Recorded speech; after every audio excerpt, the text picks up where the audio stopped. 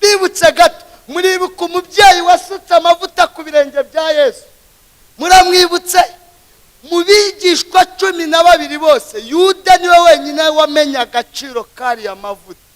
Mwana wo mu biryogo kwitara, mwana w'isiti niwe wenyine. Filipo wavuye munsi y'igiti azanywe na Natanayeli ntiyamenya agaciro kari amavuta. Kereka umwana wo kwitara mu biryogo. Tajya no mu mibare ati amavuta umuntu yagurishije yavamo atunga abakene, kuko Yesu adahishwa ibyo mu mutima. Azi ko ari umujyama nyine yikoreragamo. Mu mibare ya Yuda yaravuga ngo aya mavuta tuyagurishije yavamo amafaranga menshi, kandi amafaranga yari menshi mu bikigega ukoramo ntibahite babimenya. Iyo niyo yari imibare. Yesu aravuga ngo umva, abakene muzahorana iteka, ariko icyo yakoze kizahora kibukwa iteka ryose. Jambo rya kabiri ndagenda mbihuza, niwabivuga muri iyi minota ngo bikunde, ariko reka tubihuze. Ijambo rya kabiri, uwo yahamagaye akamuhindurira izina, ijambo rya kabiri amubwira iyo ajya. Ubu ntabwo twicaye hano nk'abadasobanutse, iyo tujya turahazi. Yaravuze ngo kwa data hari amazu menshi, iyo atabayo mba mbibabwiye. Hariyo n'ibyo azi kuritaka, kandi icyo mukundira aritaka bihuje n'ibyatuzengereje, abihuza n'ibyatuhabije. Yavuze ngo ubwo ngiye kugenda kugira ngo bazarusheho kuriharanira, reka mbabwire amazu. Ndabizi amazu aragoye muri Kigali, bazahiga ijuru bazi ko hari amazu. Mbabwire n'ibyo kurya, kuko mu bigoye n'ibyo kurya birimo. Ariko ubundi inzara yarabariye cyangwa inzara ntago muyizi? Abantu bindaha ntabwo inzara irakwica, wanareba bakagira ngo uri kurunguruka, kajabaza uriya muntu ari guhengereza iki, kubera amaso aba yaramenetse, ariko ntacyo ahengereza n'amaso yamenetse. Agiye kudukundisha ijuru rero, aravuga ngo hari ibyo kurya, hari amazu. Ariko reka mbatangarize, mu ijuru nta mazu ariyo, nta n'ibyo kurya biriyo. Mbese ajya kuri tubwira, kuko turarizi, yarigeranyije n'ibyo tubona biduhabya kugira ngo tubashe gukubara turishaka. Turara mu mazu kugira ngo tutarwara imisonga, tujya ibyo kurya kugira ngo uyu mubiri ubashe kubaho no kuramuka. None uyu mubiri ntuzajyayo, bivuga ngo nta musonga uriyo, nta nzi ikenewe. Uyu mubiri ntuzajyayo, bivuga ngo nta byo kurya ngo kugira ngo iminsi yisunike. Kubera iki? Yabigereranyije. Ndagira ngo nguhe igisubizo cya byose mu ijambo ry'Imana. Iby'amaso yacu atagize gute? Atawe. Iby'amatwi yacu atagize gute? Atumvishe. Ugitekerezaho ko ariyo iyitivayo, ugitekereza iyo kwa makuru iyiti, mbese ugitekereza kada iyo niba ari intari ukibitekereza iyitivayo. Ugitekereza karakaguru kateka ntumbaza uzarya, ubwo niba kari kanariyo kayita kava. Iby'amaso atagize gute? Atawe. Iby'amatwi atagize gute? Ibyo nibyo tuzasanga. Ariko kugira ngo atubwire ijuru tubashe kuriharanira, yari tubwiye arigereranyije n'ibyo tubona muri iyi si byatuzonze. Yatujya turazi. Jambo rya gatatu, data akorera abajyayo abereka n'inzira. Yesu yarayitangaje, aravuga ngo ni njye nzira n'ukuri n'ubugingo, ntawe ujya kwa data ntagize gute? Nta yindi nzira uretse muri Yesu Kristo. Jambo rya kane, ariho ngira ngo tuze guhindukira rwose. Umva atubwiye inzira, aduhinduriye amazina, atubwiye naho tujya. Ariko ijambo rya kane, aduhisha ibibera mu nzira. Nababonye ababyumvisha, Imana ibaha umugisha. Aduhisha ibibera hehe? Mu nzira. Nawe unyumvire, ahagurutse Abisirayeli mu Egiputa, arababwira ngo mugiye mu gihugu cy'amata n'ubuki, herayo byinshi,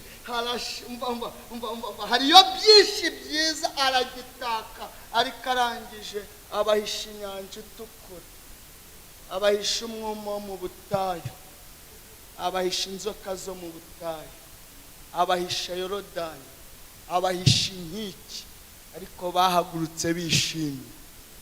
turatashye kandi batashye neza, utagira ngo batashye Kenyenge. Uziko Imana yababwiye ngo bajye gutira. None yabwiye ati mugende mutire kandi mutire ibintu by'izahabu. Ariko naratange mu by'iki gihe bisanishe n'iby'iki gihe. Ibaza umuntu akubwiye ngo genda ujye gutira amatora, kuva waba wari bwawe n'umuntu utira televiziyo cyangwa akabari ngo niza salamanje. Baratiye kugeraho n'umwana uzi kuvuga yatiye igipupe mugenzi we.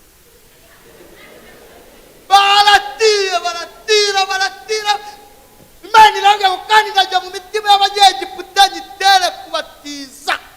Baratira bamaze gutira, Imana itubabwira ngo ntimutirure mu biguma.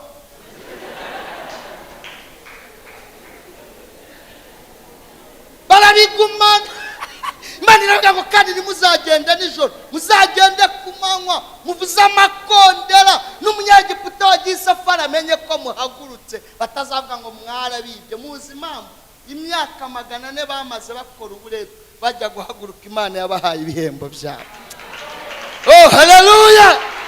Wowe uri muri iri terano niba waravuganye na data wa twese ariwe wavuze humura, Imana ntibeshye, ibyo yavuganye nawe izabisohoza. Niba utanizeraga urebe njye uguhagaze imbere, ntanasomye mu byanditswe, umenye ko Imana ivuga igasohoza. Imana yavuganye nanjye, ugana nanjye. Nta Imana nivuga ngo nkugize umuntu ujye wemera ko utari umuntu.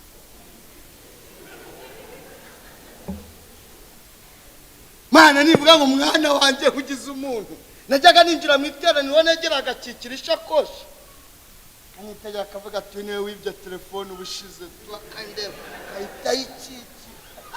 Nasohoka ngiye umudiyakoni sanze ku muryango akampobera, mwese nashimwe murako kutashye karese. Nari kumva ko nta by'abandi ntahanye, ariko napfukama, Imana ikambwira ngo humura mwana wanjye, nzakugirira neza.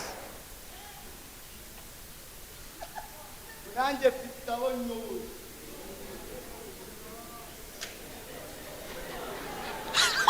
Ndanababatiza bikemera,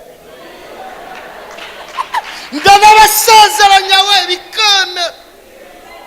Nje Pastor Niyonshuti Theogene kubwo ububasha mpeshwa n'ijambo. Nyirambegeti yabaye umugore wa Rudomoro abaye umugabo wa Nyirambegeti. Cy'Imana yafatanyije ntawabasha mbikoze mu izina rya data wa twese. Bagataha bakarara nawe. Oh haleluya! Niba uri hano waravuganye na data wa twese, shitse umutima mu nda, naho byatinda bizasohora. Icyo usabwa ni uguhinduka, nubwo urugendo ruturuhije, ariko humura tutarajya no mu ijuru. Hari ibyagondo ukabona kare waguhamagaye, ukagira ibyiringiro byo kuzajya. Jambo Imana ivuga ngo rihere ntabyo. Ndi umugabo wo kubihamya, ariko haleluya. None se umumerukano nukunanganaga, naragendaga ukagira ngo ndaza imbere n'inyuma hose narahombaye. None haleluya.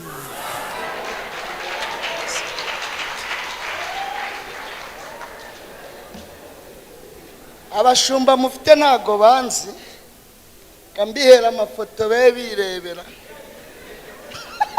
Nitunabivuga bajye bemera ko ari ukuri.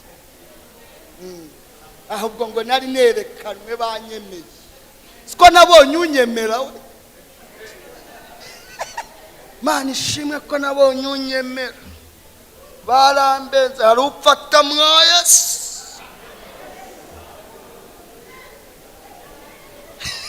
Uriya mwana wa mabuko wanyemeye mu mutunga ibiganza, mvuga ngo Imana imuhe umugisha. Ndagerewe mubwire yuko namusabiye umugisha, yarakoze kunyemera.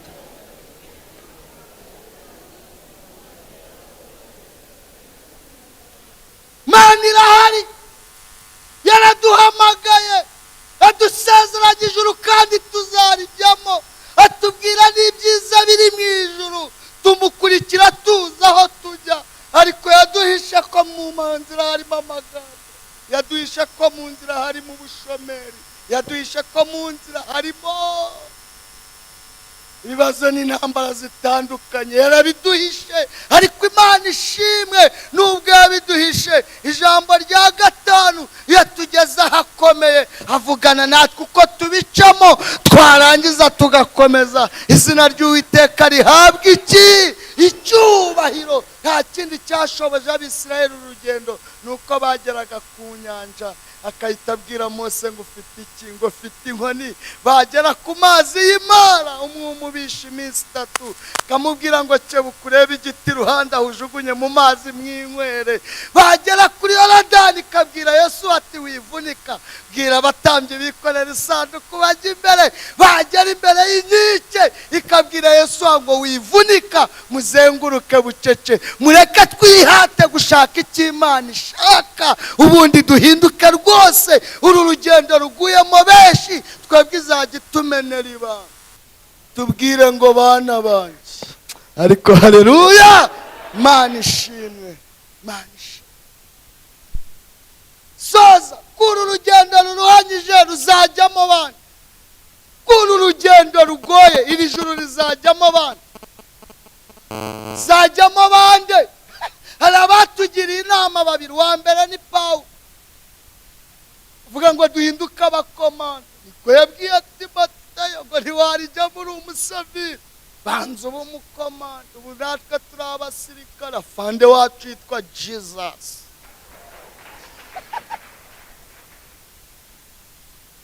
Iri juru nta musaviri uzarijyamo.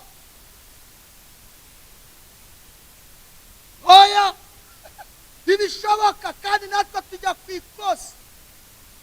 Ntabwo muzi umuririmbyi wa 36 mu gakiza yaravuze ngo mvugutira kandi uncure umparemo inkamba. Mbe ndi umukomando wa Jesus. Ibintu bitanu biranga igisirikare, ndavugamo 2. Jambo rya mbere, nta mikino.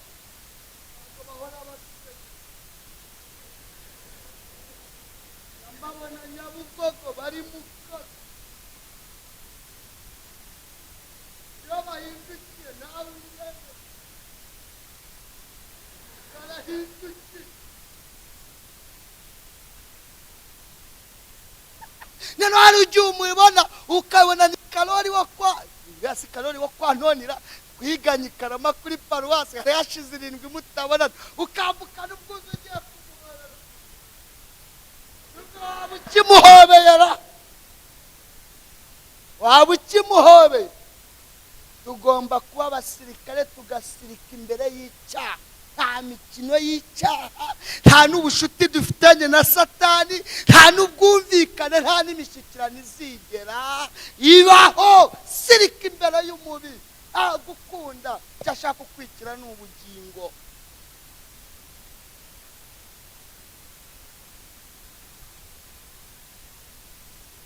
N'ubugingo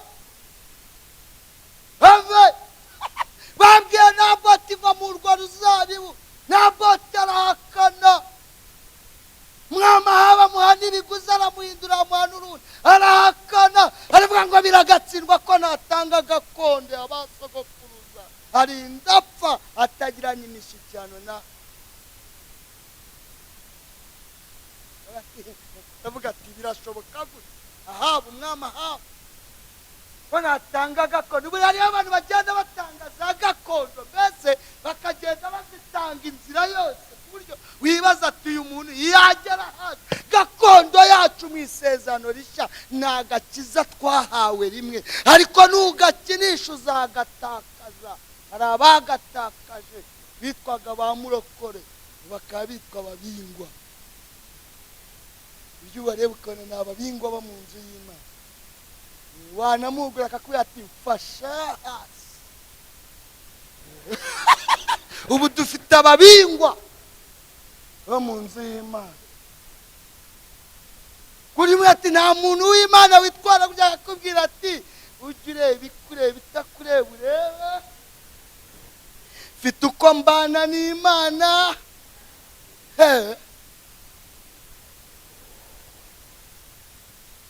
Oya, ariko Imana ishimwe, muri aya materaniro biracyashoboka. Niwe watakaje gakondo, turaza gusenga tukubwirire data ngo yahageze, ongera umwezi umutunganye, umusubize imbaraga, yongere gukomera, yongere kugira impinduka muri we.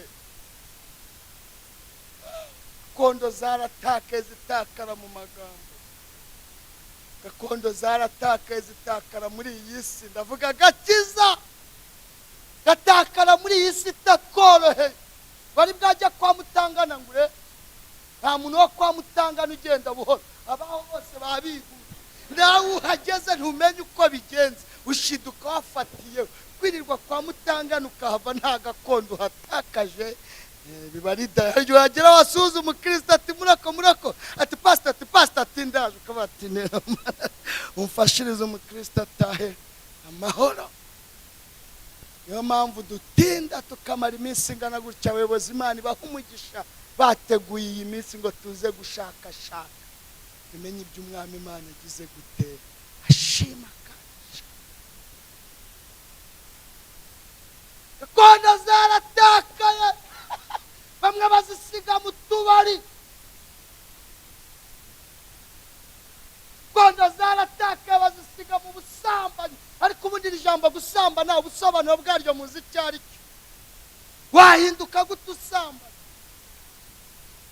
Sobanuro bw'ijambo gusambana, fata iri jambo rivuga gusambana, iri jambo ryose gusambana, ukuri akajambo gahera kagizwe n'inyuguti ebyiri kitwa na. Aka kajambo na ni akajambo kajya ku gikorwa kiri gukorwa n'umuntu umwe kigahinduka icy'abantu babiri. Kugenda niwongeraho na, kugendana, kwicara niwongeraho na, kwicarana, kuvugana. Fata gusambana ukureho na, harasigara gusamba. Ni igihungu kiri gusamba kigahura n'igikobwa kiri gusamba, bose bagasambana bagahohoka bagahinduka imiraba. Ubu abantu baragenda basamba inzira yose mu matelefoni nijoro nkaho wakwiboneye bitetse shu shatinda muri WhatsApp usambuza hohoka byose kimwe. Simvuze ko WhatsApp ari icyo, ariko nutayikoresha neza uzahinduka umurambo. Koranabuhanga ni ryiza. Nanjye hano harimo WhatsApp yatigwa na MTN, akanako nagashi ko nutayikoresha nawe uzahuhuka. Muhinduka rwose, mugize imitima mishya, muba abakomando, mureka gukina imbere y'umubi. Satani we ntari gukina, arakora amanywa nijoro ashaka abazamuherekeza mu murimo. Ntasinzira we n'ingabo ze, arahiga impande n'impande. Hinduka rwose, hinduka. Guhinduka niba wajyaga imbere, hindukira inyuma. Mbese hinduka niba wagendaga gutya mu byaha, hindukira ufata umwanzuro ugatinda hindukire ntukomeze ukine.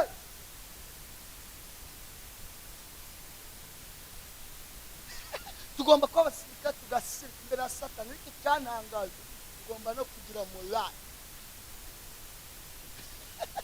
Nitugera mu nzu y'Imana tugire morale. Nitugera duhuye n'abagenzi bajya mu ijuru tugire morale. Hariho abantu bahumuye rero no mu nzu y'Imana, ukabona umuntu yarahumuye. Umuntu ahera ku itariki ya mbere akageza kuri 30 y'umwaka ntariramufasha. Zikana umuririmbyi uririmba ukabona ijuru ari kuvuga we tuzajya mu ijuru kure. Uyu muntu arimo arajya cyangwa arimo arafaya? Tuzajya mu ijuru kureba bariyo, tuzajya arimo arajyayo cyangwa arimo arafaya? Abantu isi yarabacanze, yarabakaranze kugira no mu nzu y'Imana hagera uko nabaye muri akane. Muhaguruka dusenga. N'ejo bundi narahagurutse mwandika ibyifuzo, niba ntarabyanditse narasibye. Utere haleluya. Ubushize nateye 8. Muhaguruka dutambira Imana, mubyine mwaje mware. Mbese ko n'abantu barahumuye ariko ntiwabarenganya. Ni impamvu z'ibyabatagangaje urugendo rwaba banyirurero. Ariko mu mbuto z'umwuka. Pawulo yandikiye Abagalatiya urwa kabiri rwitwa ibyishimo. Naratangaye mu mbuto 9 kucyura urw'ibyishimo atarugize urwa karindwi cyangwa urwa gatandatu. Soma Abagalatiya 5:22 urasanga urwa kabiri rwitwa iki? Ibyishimo. Umukristo agomba kurangwa n'ibyishimo. Geze mu nzu y'Imana wagera imbere y'icyaha ukaba umukomando ugasirika. Kanivugiro wa kabiri ubundi dusenga Imana. Wa kabiri watugiriye inama ni Yesu. Yesu nawe aravuga ati basize muri iyi si, nawe ajya kudusengera. Yarantangaje, ntiyanasenze ngo tuyivemo. Ubwo yavuze ngo Mana sabiye abari mu isi bose n'abazabakomoka, aba none n'ab'igihe kizaza barindire mu isi.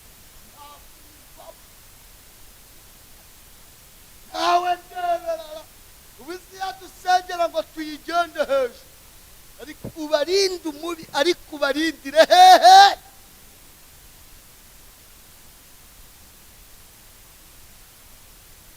Bavuga ati rero reka mbagire inama mwe mwanyakiriye nk'umwami n'umukiza, mukamujya mu ijuru kugira ngo muzarigeremo, muzabashe guhinduka rwose nuko muhinduka umunyu. Njya nibaza kuko atavuze ngo tube isukari, avuga ngo duhinduke umunyu. Ubu ni ukubera iki koko? Iyo duhinduka isukari mbanza abadayimoni bari kutunyunyuza tugashira nta naho turagera. Ahubwo njya mbona atari umunyu tugomba kuba gikurukuru. Ntumbaze ibintu 5 biranga umunyu. Jambo rya mbere, umunyu uririnda. Ahantu wasutse isukari, iyo uhageze mu gitondo urasanga udusimba twuzuyeho, ariko ahantu wasutse umunyu urahagera ugasanga umunyu uracyari umunyu. Jambo rya kabiri, umunyu urarinda. Abantu bavukiye mu cyaro, iyo wabagaga itungo nturimare, muzagenda murya izo nyama buhoro buhoro, mwazisigaga umunyu mukazitara ku rutara hejuru ku rusenge, mukazagenda muzirya zikarinda zirangira zitangiritse. Ugomba kwirinda ukarinda na mwene so kugira ngo muzabashe kugera mu ijuru. Uwandikiye Abaheburayo yaravuze ngo mwirinde hagati muri mwe hatagira umuzi wo gusharira umera hagati muri mwe, kububatse kubabana umugabo n'umugore ho n'itegeko kurindana, kuko umunsi babasezeranyaga mwahindutse umubiri umwe. None ubu nawe ukiri undi, ubu ni ukubana kijyamo. Umanywa mu mujyi ni ba murokore, muri Itisi ni ba murokore, mu isoko rya Nyarugenge ni ba murokore, muri salo ni ba murokore, muri korodoro aho abashyitsi batumva n'abana batiteza abatwaka babumva ni ba murokore. Bagera mu cyumba umwe akahita bakomanda undi akaba jeti. Kibaza aba ni ba bandi bavuye mu materaniro cyangwa? Ariko tugomba kurindana. Nta mikino. Gushaka ni intambwe utera rimwe mu buzima, ukayitera neza cyangwa ukayitera nabi. Niba warayiteye nabi fatira. Shaka nta mikino. Munyarwanda yaravuze ngo mushaka muzabona. Bibiliya iravuga ngo murushinga. Mbese Munyarwanda yavuze ngo rushinga ubone, Bibiliya iravuga ngo mushake muzabone. Wabigira utese Karistrago gusa. Namwe bakobwa mutarashaka karibu, namwe basore n'ikimenyimenyi waryaga capati bashyiramo ngo hamba nati ukawukata, ariko ukimugeza mu rugo uzongera kuvuga ngo nimwe mubona se ngomba gukata nta mikino. Mituweli se yayishyuraga, none ugiye kwita wishyuriye mu wowe wazanira muvuge ngo ni danje.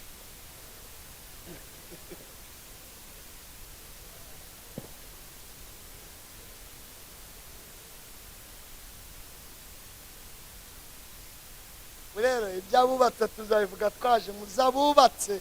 Narindimo mbabwira ngo tuzarigeramo tugize gute turushye, ariko tugomba guhinduka umunyu kugira ngo turindane. Jambo rya gatatu, umunyu uromora. Umunyu uromora. Iyo umuntu yakomeretse umusigiraho igikomere cye kigakira. Nawe iyo wakomeretse, ijambo rya kane, umunyu umuntu ufite araniyomora. Ntushobora guhinduka utaraba umuntu, ntibibaho ugere mu rwego rwo kwiyomora. Ndagira ngo mbatangarize mitana nasoza tunasenga, ndagira ngo mbatangarize ko hari ibikomere udategereje ko abantu bazakomora. Ugomba kwiyomora kuko ntawe ugushinzwe.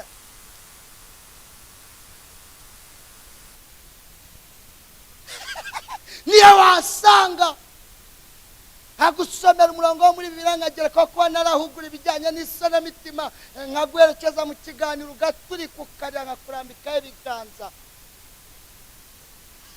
urasohoka ukagira hanze ugahura n'ibyagukomerekeje ukongera ugakomera. Birasaba kuhinduka umunyu ukagenda. Igikomere wakomerekejwe n'umwana wabyaye ukamwosa, ukamurihira garidiyeri, ukamurihira pirimeri ikigo cyiza, ukamwohereza sogonderi yagerayo muri gurupe Butare mu mashuri asobanutse, akahura n'abana bavuye Itumba ku Mukoni, akahura n'abandi bavuye i Kayonza ni Rubavu ku mazi, akaba ati ntukaba umurezi mwana umusaviye muri kumwe hano. Mwana wagiye akwita dada akagaruka avuga ngo salama vie, wamugira ute uretse kwiyomora? Cyo gikomera nta wakikomora. Ninde wakikomora? Ninde wakikomora? Ninde wakikomora igikomere ukomerekejwe n'umwana wawe?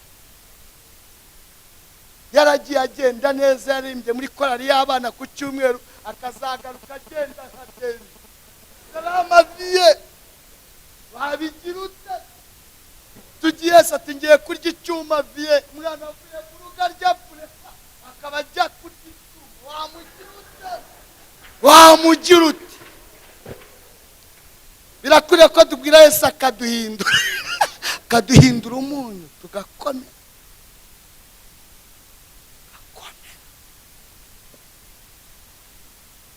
Icyo gihe ni ukwitugura akawunga nyinshi n'umuceri mwinshi, yava kurya icyuma akabona ibyo arya, natabona ibyo arya arahera kuri mashini yawe na dokima bitwara ajye kugurisha ashaka amandazi.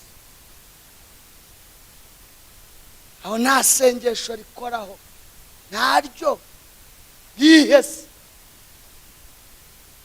ndetse kwikomeza ugategereza iyamuguhaye kuzamuhindura cyangwa bakajyana iwawe. Hinduka hakiri kare, hinduka hakiri kare, hinduka.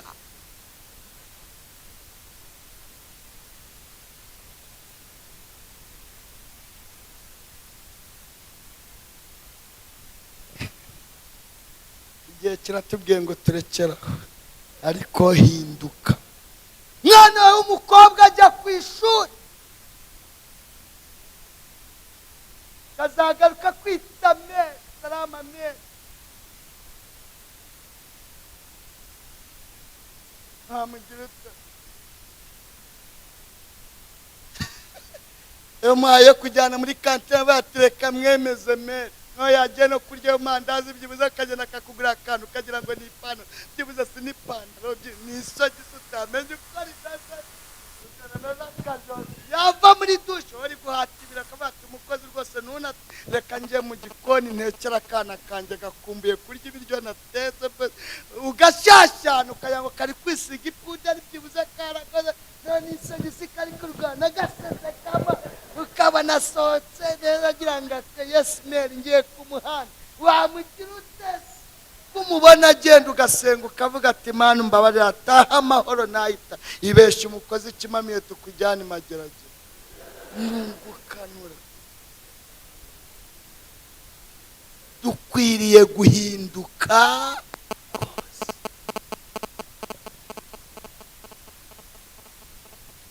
Cyakoze haracyari ibyiringiro.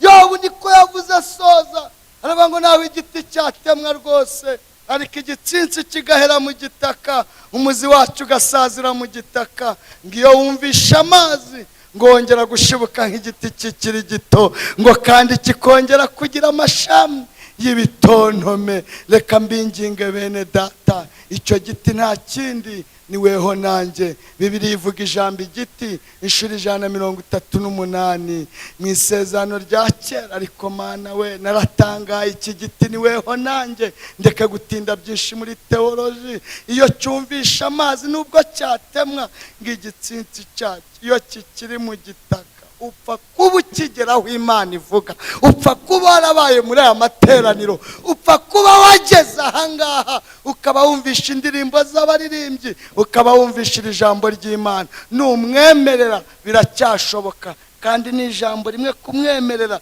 ni ijambo rivuga ngo mbabarira mbabarira mbabarira. Iryo ryonyine. Ariko naratangaye nabwo, ni ijambo rigizwe n'inyuguti 9 zitageze no ku 10, ariko kugira ngo umuntu azivuge ugira ngo yikoreye ingunguru y'amazi. Somye Bibiliya igitabo cy'Itangiriro, mbona uwitwa Adamu na Eva ngo basabanye n'Imana ngo kugeraho Imana ibasure. Ibaze niba abantu babonye Imana ngo yarabasuraga bakaganira, akubu baganiraga ngo bakanayiherekezana, ngo Adamu na Eva ngo bagaherekeza Imana. Ubu bagendaga baganira ngo Adamu yaracyabukaga akareba umudamu akahita areba Imana. Ariko wamaye umudamu mwiza w'Amana we ngo bagakomeza. Ariko ndeka gutina, ngo bacumuye bamaze gukora ibyaha ntago Imana yabaretse, yagarutse kubareba.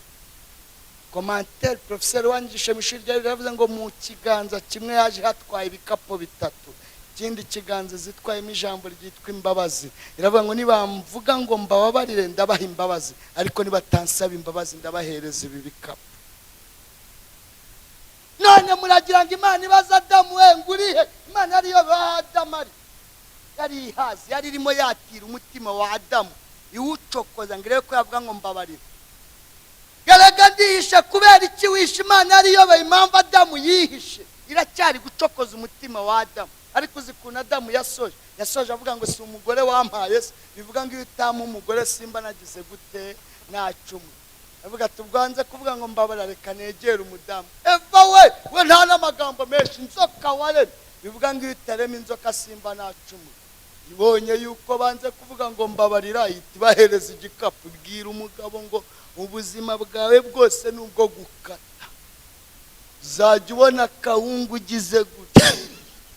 Ubu mbese mwabagabo mwe, abagabo haleluya, siko muhari ba kuriya mubona twirirwa dutarasa dukata umujyi duhiga Minerivare za Karadizi tumereye nabi duhiga, ni igikapu Adamu yakire kuko yanze kuvuga ngo iki.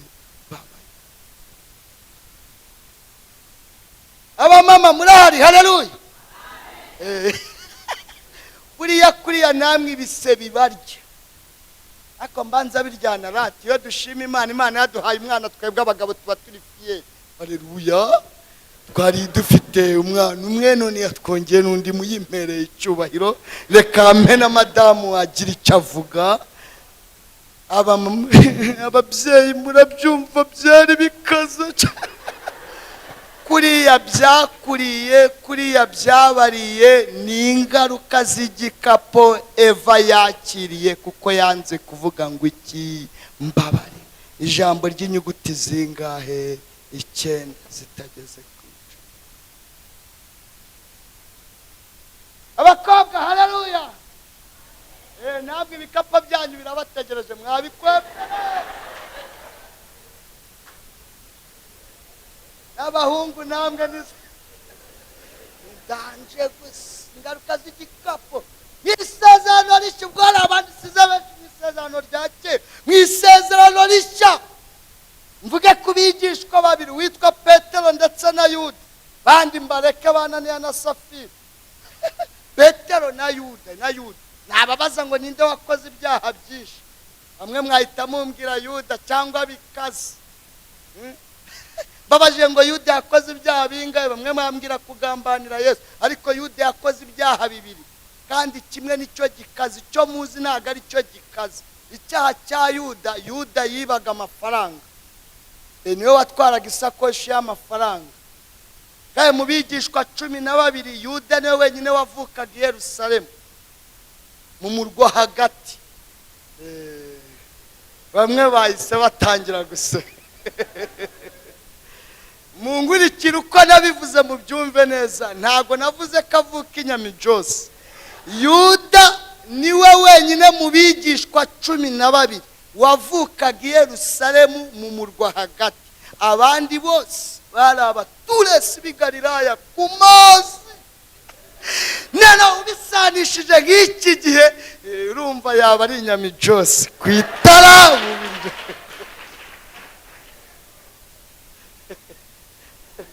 Uzi ko Yesu bibutse gato, muribuka umubyeyi wasutse amavuta ku birenge bya Yesu? Muramwibutse? Mu bigishwa 12 bose Yuda niwe wenyine wamenye agaciro kari amavuta. Mwana wo mu biryogo kwitara, mwana w'isiti niwe wenyine. Filipo wavuye munsi y'igiti azanywe na Natanayeli ntiyamenya agaciro kari amavuta. Kereka umwana wo kwitara mu biryogo. Tajya no mu mibare ati amavuta umuntu yagurishije yavamo atunga abakene, kuko Yesu adahishwa ibyo mu mutima. Azi ko ari umujyama nyine yikoreragamo. Mu mibare ya Yuda yaravuga ngo aya mavuta tuyagurishije yavamo amafaranga menshi, kandi amafaranga yari menshi mu bikigega ukoramo ntibahite babimenya. Iyo niyo yari imibare. Yesu aravuga ngo umva, abakene muzahorana iteka, ariko icyo yakoze kizahora kibukwa iteka ryose. Icyo Yesu yavugaga uzi icyo ari cyo? Yesu yari abizi neza kuko areba ejo hazaza. Yari abizi neza yuko azamanurwa ku musaraba, ajya gushyingurwa bamukura ku musaraba, isabato izaba yamaze kwikubitamo. Kandi imihango n'amategeko y'Abayuda, umurambo wahambwaga ari uko wuhagiye ugasigwa amavuta. Noneho kuko Yesu yari abizi neza ko bazamumanura isabato yikubisemo, niko kuyita ategura iriya gahunda asiga urya munsi. Ni ukwanga imirimo yagombaga gukorwa bamusiga bamukura ku musaraba yasizwe urya munsi. Yesu rero ntago yasigwa amavuta ya cyenyenge, niyo mpamvu yasizwe amavuta ahenze. Ahubwo muri iri teraniro tuze kubwira Yesu adusige.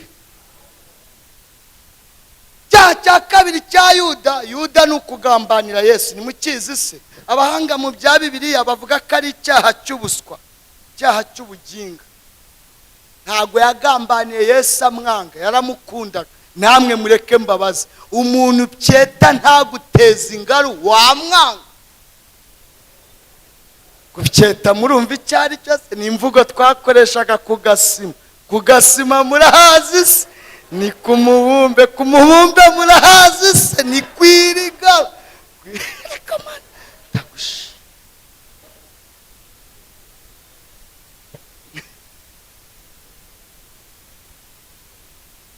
umuntu byeta ntaguteza ingaru wamwanga.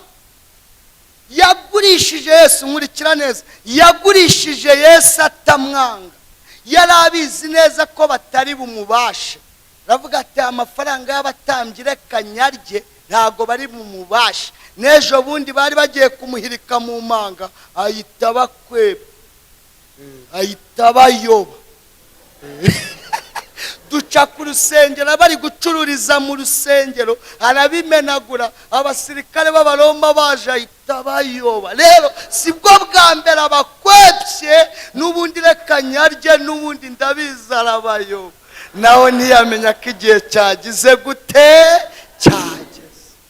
Bamufashe Yuda hari mu bantu bakurikiranye urupfu rwa Yesu. Yuda yari ahari. Bamujyanye avuga ati ko ntiyashikira Yesu, arabakwepera hariya imbere. Abona baramuraranye ijoro rimwe, yanyuze mu nkiko 7. Niwe muntu waburanye mu buryo budasanzwe Yesu. Ijoro rimwe yari amaze guca mu nkiko 7, kwa Pilato, kwa Kayefa, Herode, mu nkiko ze agenda agaruka bamuhererekanya. Akavuga ati niba ndabizi arabakwepa, burinda bucya atabayobye. Yuda atangira gukana. Bamukatira urwo gupfa. Nibwo yafashe amafaranga yajugunyira abatambyi. Yuda apfa yimanitse yikubita arasandara, azize ijambo atavuze ry'inyuguti zingahe? Iki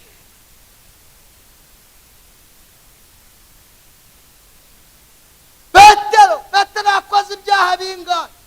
Muzi kimwe cyo kwihakana Yesu, ariko ntabwo ari cyo cyonyine. nyine uriya mugoroba yakozemo ibyaha bitandatu. Petero muzi n'ubupetero bwe ataruzura umwuka wera yari hatari. Yakoze ibyaha bitandatu byose.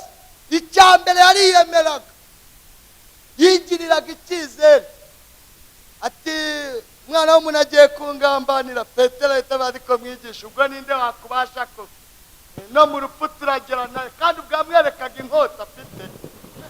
Wotinya umuntu wagendanye na Yesu imyaka 3 yose yibitse inkota, no mu rupfu mwigisha.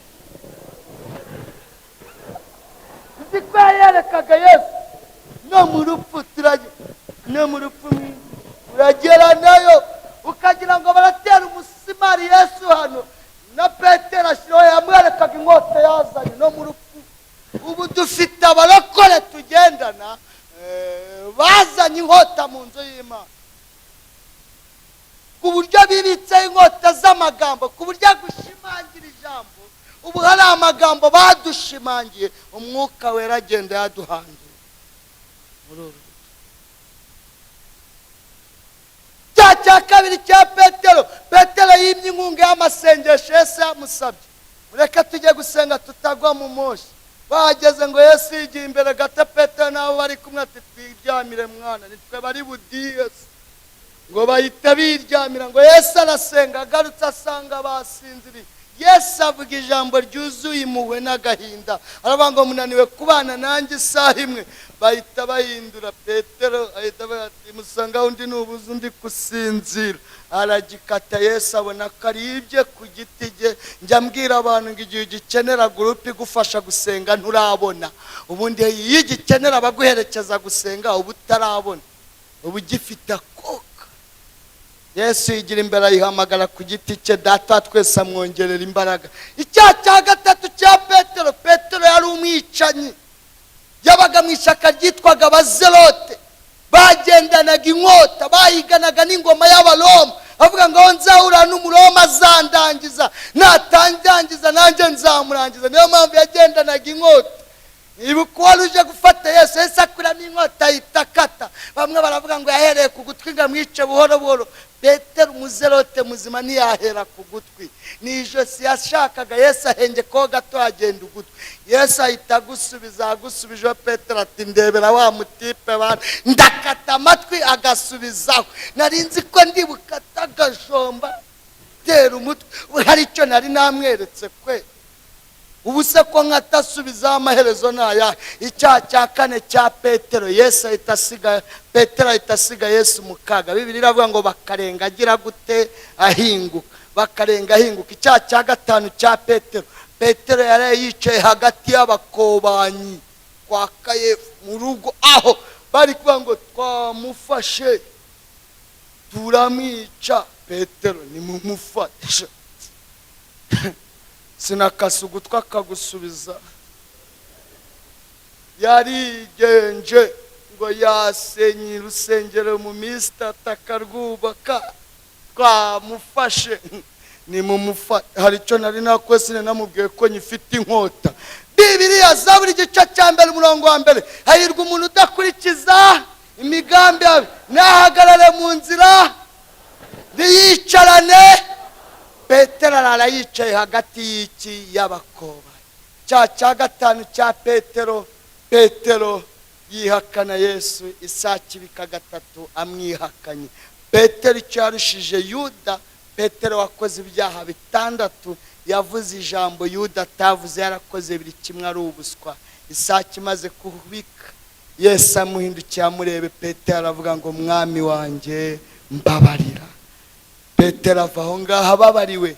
Abahanga mu bya Bibiliya bavuga ko yahavuye yamaze kwishyira inyuma y'itorero kubera ipfunwe by'ibyaha yari amaze gukora kandi mu mwanya muto.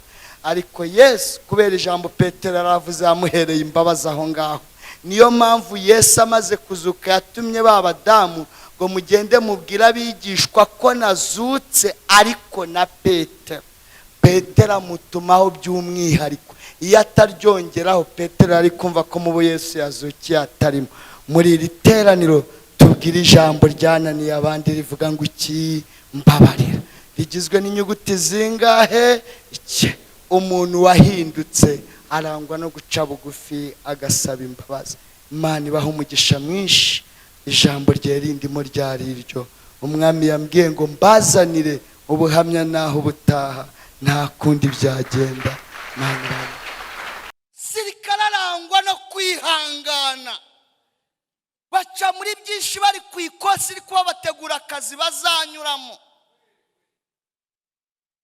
Ariko haleluya, no muri ubu buzima bwa gikristo ukwiriye kunyura ku ikosi kugira ngo ube uri umukristo wemewe.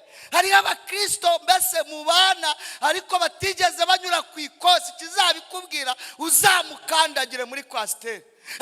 Ariko se akatebe kakari murokore nta byiso ariko nta maso mugira, akagenda amanuka. Ariko ubundi abakuri inzara we ni kamaseveri ni umuseveri.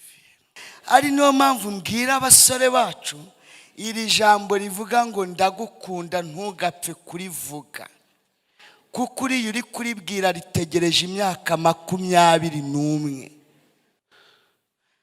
Kobwa ufite morale agera mu myaka 30 agakomeza kuvuga Imana, 35 agasigana ijambo rivuga kuko umwami Imana izantabara. Ndajya mbabwire ko muri 35 ntago abakica gahunda. Ubundi mirongo ni korosi rikata bavuganye nayo. Iri korosi ryitwa mirongo ku bakobwa. Mirongo dutangira tuvuga 10. Ubundi muri 18 haba hari imvugo ivuga ngo tumukwe, tumukura amenyo tumukwepe.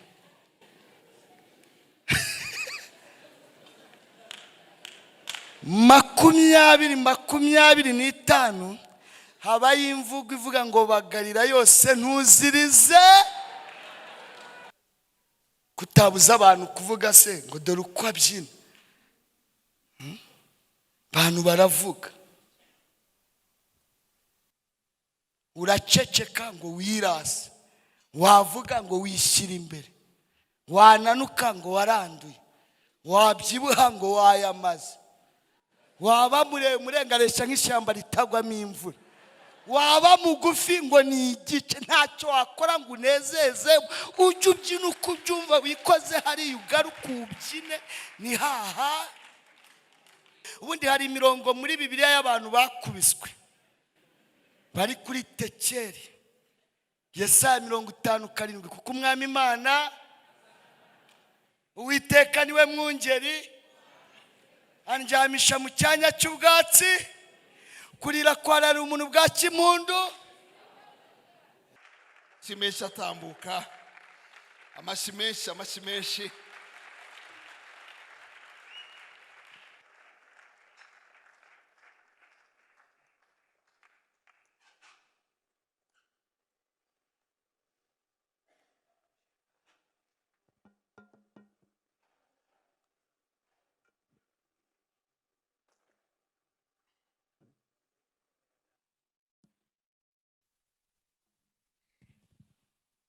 Yesu ashimwe. Haleluya, haleluya. Reka twongere Imana amashyi menshi cyane kubw'ijambo ryayo tugiye kumva mu izina rya Yesu. Amen. Dufate bira dusome ijambo ry'Imana. Usanga mu rwandiko rwanditswe na Yakobo, ni igice cya mbere umurongo waho n'uwa 12. Urwandiko rwanditswe na Yakobo igice cya mbere umurongo waho n'uwa 12. Dukomeze inyigisho twari twatangiye kwa gatatu cyashize, dukomereza ahangaha. Yakobo, urwandiko rwanditswe na Yakobo igice ni icya mbere umurongo n'uwa 2. Afite biri imeze nk'iyanjye, ni ku rupapuro rwa 233 mu isezerano rishya. Reka dusome umurongo wa 12. Haranditse ngo hahirwa umuntu wihanganira ibimugerageza, kuko namara kwemerwa hazahabwa ikamba ry'ubugingo iry'Imana yasezeranyije abayikunda. Imana idufashe cyane. Amen. Katwongere tuvuga amazina yacu. Ni umuco mwiza w'abaganira ijambo ry'Imana kugira ngo bamenyane nabo bagiye kuganiriza. Byashoboka kuba harimo abashyitsi bateranye natwe. Nitwa Niyonshuti Theogene, ndi umugabo, mfite madamu n'abana 3 n'undi wa kane twitegura kubona, kandi uwanyemeye twazanye. Njya nkunda kuvuga ngo Imana imuhe umugisha ko yanyemeye. Imana iguhe umugisha kuko wagize gute, wanyemeye. Yanyemeye hari uwambenze ankuzaho, ubwo se mwanseka? Ntawe upfa atamwaye, nta muntu upfa atamwaye. Kandi njye bambenze nabi, tagira ngo bambenze nka kwa kundi bakubenze. Ubundi hari igihe umuhamagara umukobwa ntakwitabe, mwanahura kwase ko naguhamagaye ntunyitabe, ntago narindi hafi yayo, n'amakuru uri kugenda wakira ukamenya ko bakubenze ugakuramo akawe karenge. Nje rero yarampamagaye musanga aho yabaga, kandi iyo yampamagaraga narishimaga, naragendaga akangaburira, kama ibyo kurya, ubuzima nari mbayemo yarabuzi. Najya gutaha agatoragura utuyuzi twisabune katuma nkatujyana nkajya kwifurira. Ampamagaye rero ngira ngo nongeye nariye, ngenda mvuga mfite apeti nyinshi. Mpageze najya ndebaho igisorori cyabaga giteretse nkabona ntacyo, nareba teremusi nkayibura aho yabaga iteretse. Ubwo ngiye kumva numva arampamagaye ngo ariko Teuje, ndikanga ndavuga ati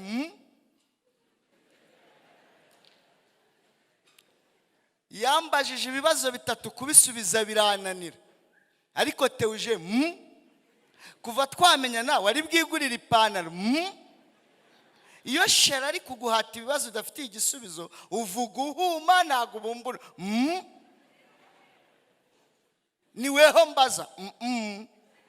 None se kutarigurira ipantaro kumbwira ngo dutangize umushinga w'ubukwe, nitubanura abantu uzangurira igitenge? Ambaza gutyo. Nari nambaye ipantaro yawe n'umugabo upima ibiro 94, nge mfite 45. Nta mukandara, ari ugukura ino protesentire niyo ukahita uhambiriza utugozi tw'imifuka. Iyo panera kwa kuri kiba kingana, niyo wakuriye gutyo ugahambiriye itizamo amarinda nta yararimo. Niyo ugenda kigenda kizunguza ukagira ngo ni jipe kirote. Uyu mukobwa wambenze sinamurenganya. Nigeze njya kubwiriza i Bugesera nambaye icyo gipantaro, imbere nari nambaye makenda nakubwo se nibwo nkavuga izina nimukaza kenda k'imbere. Nari nakuburiwe n'umukristo wari uncumbikiye, neno kubera guhora ugafura ugiye gukaraba ari kamwe kagera kagakweduka kubera systeme yo kugakamuza isuna. Hari abayizi iyo systeme, uyita ukaraba ukahita ugafura ukahita ufata isumu ukahita ugakamura. Kubera guhora ugakamura rero kagera kagakweduka. Ndimo mbwiriza icyo gihe kari kare nacitse ngahambirira ku ruhande, ariko nkavuga Imana. Ndimo mbwiriza shiduka ndi nagahambiriye gacitse, kandi mpagaze imbere y'igitera mpita nifata gutya ati haleluya, mpita nihengeka naho ngafatishije amaguru. Iyo nibesha ngatera intambwe no kuntu cyanganaga, icyo gipantaro kari kwita gaca mu kaguru kamita ati haleluya. Mbese nibaza niba ndi bukomeze kubwiriza nihengetse, numva umwuka aranyongoreba ngo babwire basenge. Iyo uri muri ubwo buzima kuko babana gupinze, ahantu uri kwigisha Imana imanura umwuka. Byibuze banareba n'umuntu uri kubwiriza nubwo atagaragara, ariko bakumva ibiva muri we. Babwiye ngo basenga bahaguruka basenga. Burya rero abadiyakoni bo ntago basenga, bashinzwe protokole basenga bakanuye, ntago basenga bahumirije. Byumve, barasenga ariko ntago basenga bahumirije, basenga bakanuye. Kuko hari igihe waterana na nuza kaza kandi ashaka telefone, mvuze ntuzi.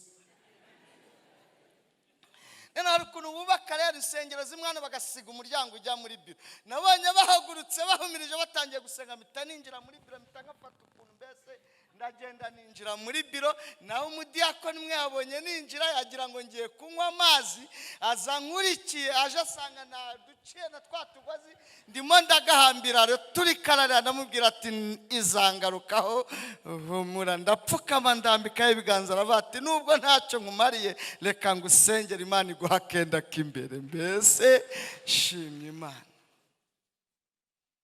Rero warakoze kunyemera sheri. Yankubise ikibazo cya gatatu, cya kabiri, murareba nk'abashaka ko mbivuga, ngiye kubivuga. Yarambajije ngo ariko Teuje, kuva twamenya ntuba mu rusengero? Erega niwe ndi kubaza. None se kumbwira ngo dutangize umushinga w'ubukwe tuzajya tuba mu giti cy'inyoni? Ambaza icya gatatu, arambwira ngo kuva twamenya singiye guha amafaranga yo kurya, iyo nahembwe ndikiriza. Aramatse nzakomeza ngutunge.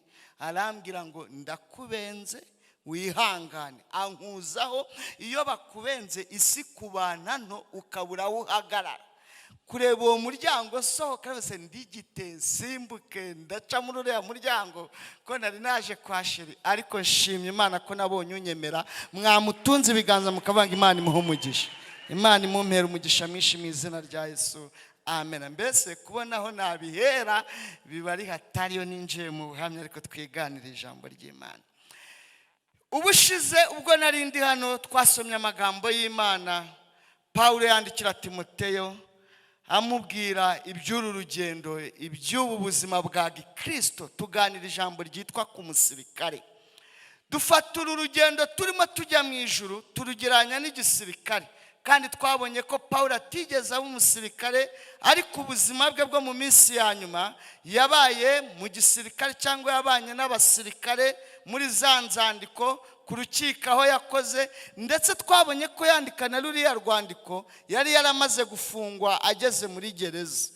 Muri gereza kuri gereza haba umutekano w'abasirikare. Afata uru rugendo rwa Gikristo, areba n'ubuzima abasirikare babayemo, arangije arabigereranya. Yandikira Timoteyo yari yarabwijaje ubutumwa, kandi amusigiye umurimo ukomeye w'ubushumba. Aramubwira ngo mwana wanjye Timoteyo, ujye ufatanya nanjye kwihanganira imibabaro, kuko ari byo bikwiriye umusirikare mwiza wa Kristo. Tuza kureba ijambo rya mbere, cyangwa se ikintu kimwe cyangwa ibintu bine biranga igisirikare, ariko turebamo kimwe muri byo. Tuza gusanga icya mbere, umusirikare wese kugira ngo yitwe umusirikare aca ku ikosi. Natwe tuza gusanga dufite igisirikare tubarizwamo, aricyo cya Kristo, kandi ubuzima bwacu bw'ubu buryo cyangwa se bw'ubu buzima bwa Gikristo aricyo gisirikare cy'abasenga Imana. Dore ko na fande wacu ari Yesu Kristo, Jesus, umugaba w'ingabo zirwanira ku butaka no mu kirere no mu mazi. Kandi turakubita niduhusha, idini tukarizengereza, idini turisekurira ahantu hitwa mu mashini. Harya tuba turihaye kabisa, turihamije. Ariko haleluya, Mana ishimwe.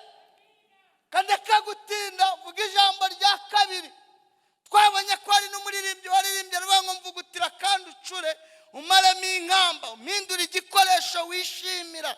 Bivuga ngo niyagukoresha utaragera ku ikosi. Ijambo rya kabiri, mbere yuko nanjira muri uru rwandiko rwanditswe na Yakobo turwinjiremo, ijambo rya kabiri ni ijambo ryitwa kwihangana. Sirikare wo mu buzima busanzwe arangwa no kwihangana. Yarangije ikosi, maze kwambara ya myenda, babishinzwe bamaze kumuha uburenganzira bwo kwambara, ari mu kazi zabacunge, barangwa no kwihangana. Nabwiye ko mu bintu bimwe mbakundira, nkunda kuntu bambara no kuntu bagenda bafite ibikoresho byabo gake gake, mwendo wa Paul, babambaye neza, inkweto zabo ziteshiraje. Ariko haleluya haleluya. Ariko kariya kariya kazi barimo gasabwa kwihangana. Igihe twebwe izuba ritumereye nabi, hari n'abitwikiriye imitaka, uzamusanga ahagaze ku zuba atabuje, yambaye imyenda mushumba, kandi sindamubone yakuyemo ya jakete ngo arambike hasi. Igihe wowe uri kwihungiza, n'abamama rero bagira utuntu tw'udufiyeri, hari n'utuntu bafite bagenda bahungiza, muzambwira aho bakagurira nzakagurire madamu. Shari nawe nzakakugurira. Erega ari utuntu twica abazimu bagahwera, nubwo badapfa ariko byibuze bakazazenge. Ariko haleluya, sindabona umusirikare wagabanyije imyenda, izuba rimeze nabi, ariko weho seviriyani mbese ukuramo umupira ukajya mu gacu. Kubera iki? Iryo zuba ryabahabije igihe yari ari ku ikosi yahuye n'iruta iryo ngiryo, n'inkweto zishyushye. Uzarebe iyo imvura iguye, njyewe ubuzima bwanjye ni muri Nyabugogo, niko gasima kanjye, niho nahigiye. Yesu niho yasanze afatira muri Nyabugogo. Ahampera umugisha, ahampera umudamu, ahampera abana, na n'uyu munsi ndacyahigira muri Gogos. Aho wasabewe niho uzatabarirwa, aho wababariye ni babyumvisha bamvugire ngo amena.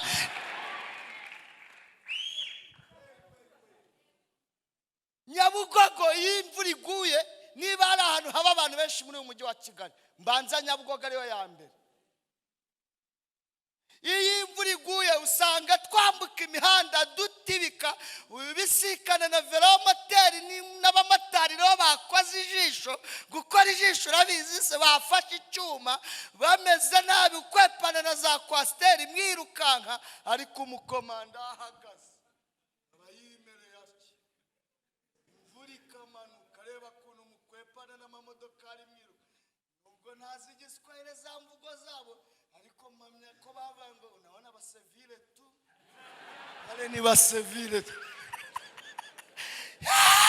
Iyo mvura muri guhunga kandi utari bushonge nk'isabune, na kwasiteri kabiri ndaho yagukubita ukwepa imvura, we yahuye n'iruta iyo ngiyo ku ikosi.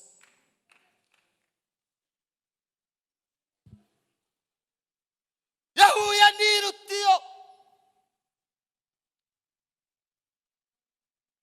Sirikare arangwa no kwihangana, baca muri byinshi bari ku ikosi, iri kuba bategura akazi bazanyuramo.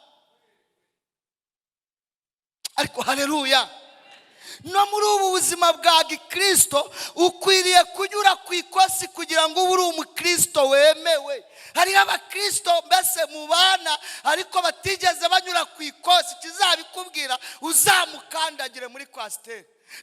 Ariko se akatebe kakari murokore nta byiso ariko nta maso mugira, akagenda amanuka. Ariko ubundi abakuri y'inzara we ni kamaseviri ni umuseviri.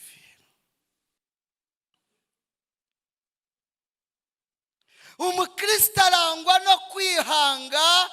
Yakobo arandika aravuga ngo nuko hahirwa umuntu wihanganira ibimugerageza, kuko namara kwemerwa azahabwa ikamba ry'ubugingo. Uyu Yakobo ni murumuna wa Yesu bavukana kwa nyina Mariya, barakuranye. Ntiyigeze yemera Yesu, yamubonaga nka garafurere we. Ndagira ngo mbibutse ngo Yesu yigeze abwiriza ahantu mu rusengero, yafatiyeho mbese ari kubahubira buzuye, yabasomeye mu bitabo bya Yesaya ngo mama we na bene nyina bayitabaza, ngo baje ngo babura aho baca, ngo ariko bageze nk'ariya ngo Yakobo akajya avuga ngo ariko garafurere yabemeje. Turabona ko abantu bose bamuteze amatwi kweri. Arangije amutuma hari afite bati mumubwire Yakobo buryo niwe warivuze. timugende mumubwire ngo nyina na bene se turi hano, bene nyina na nyina turi hano, naza dusanga hano. Uzi ukuntu Yesu yabashubije? Yarabasubije ngo bene mama na bene data nonaha naba bari hano bari kumva ijambo ry'Imana bakarikomeza mu mitima yabo. Icyo Yesu yaravuze ngo imyaka 30 twamaranye muba mwaranyigiyeho, ubu igihe kirageze ngo ntangire umurimo wa data.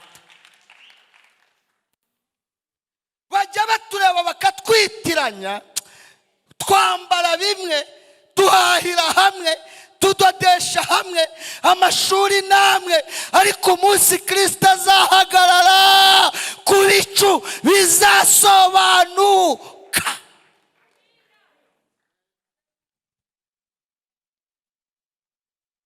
Tubyina kimwe hano, dutwara za Bibiliya zimwe, dusenga mwe, twiriza hamwe, ariko hari umunsi bizasobanuka tukamenya niba hari Seviriyani twihishemo cyangwa niba hari umukomando.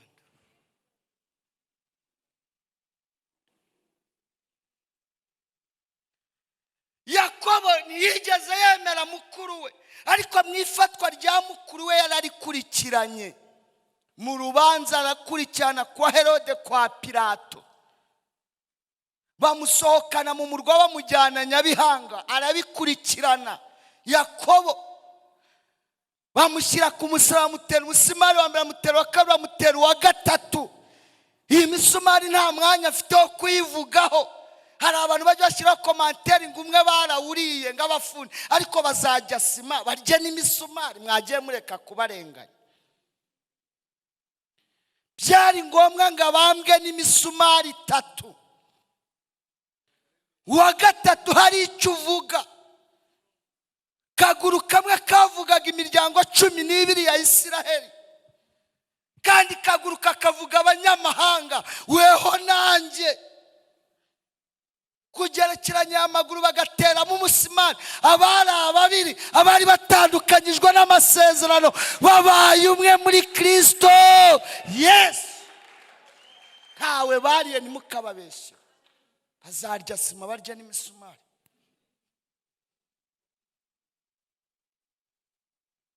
Arabikurikirana. Yakobo akurikirana ibiri kuba kuri mukuru we, aho niho yamwemereye. Aravuga ati Garafurere wahagarikije umuraba mu nyanja, Garafurere watubuye imitsima kuba atabasekuriye igorogota, ngategeka gusaba abatikurira aho ngaho.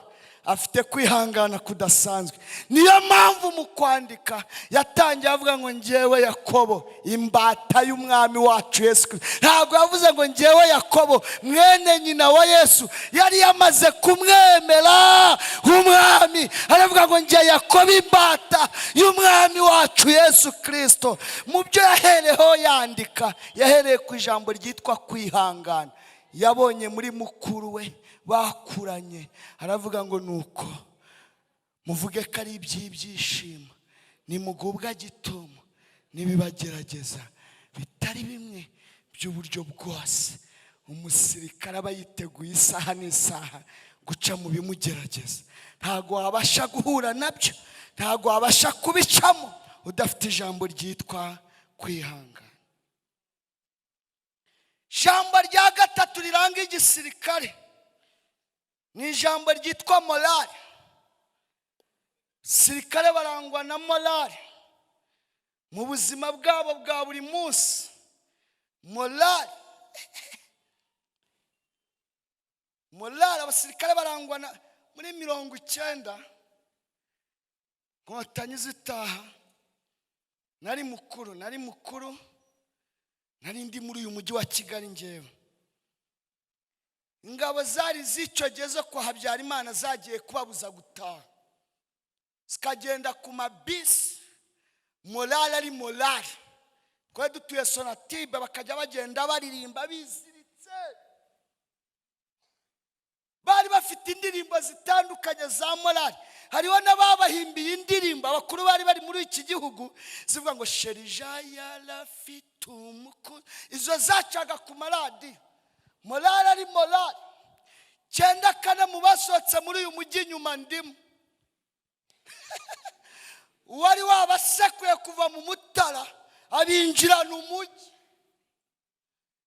Nageze i Muhanga nzi ko nsanga bacecetse ntawe uvuga. Aho bari Muhanga numva nanone babyukiye muri morali. Mucaka ari mucaka, ariko barabasekura bakabageza i Muhanga baracyari muri morali. Ndakandagira, hari urwo nari nihanganiye narwo, nagiye mbabwira mu buhamya, nisanga nageze i Butare mu nzira y'umusaraba, ariko numvaga ndi bugere i Butare sanga bacecetse ntawe uvuga. Nero umujyi wa Butare wari urimo ikintu cyitwa abasirikare hariya ku Kabutare kuri gurupe, guturuka Rwabuye kuzamuka kumanuka hasi, hari Rwabayanga, hari amabisi, hari abasirikare. Urumva babaturukanye mu Mutara babasekura, ariko baracyaririmba. Bagera i Muhanga babasekura, baracyaririmba. Ngeze i Butare numva morali baracyayifite. Iyo tubuhondahonda, kandi ubwo bageze hehe? Bageze i Huye birukanka i Butare. Wari wabatibikanye naho yari yagiye, yarabakijeho umuriro. Ndavuga ati yewe ni morali, nkuguma mu mujyi wa Butare mbona barasize, inkotanyi naho zasanze zirandokora. Nubundi buhamya ntari buvugira, ariko nakurikiranye amakuru sanga bararinze bagera ku Gikongoro bakivuga ngo iyo tubuhona, kandi ubwo bageze ku Gikongoro bambutse Nyungwe bakivuga gutyo, barinda binjira Kongo bakivuga gutyo. Abasirikare ni morali. Jabundi uyu mucengezi baje bavuza amadebe ngo baratashye, uwagutsinze hari ntawe yari yagiye. Ndirimba murayibutse nayo y'umusirikare ngo uwagutsinze ntawe yagiye ngo tugaruke kurwubaka. Inkotanyi zongera zirabakubita basubira Kongo. Cyitwa Umoja Wetu, mujye mukurikira amakuru, nta cyaha nta mateka. Muri Umoja Wetu bajya kubacyura. Nagize amatsiko yo kureba amakuru nimugoroba ngo ndebe aho bari mu ngando ko bicaye bamanjiriwe.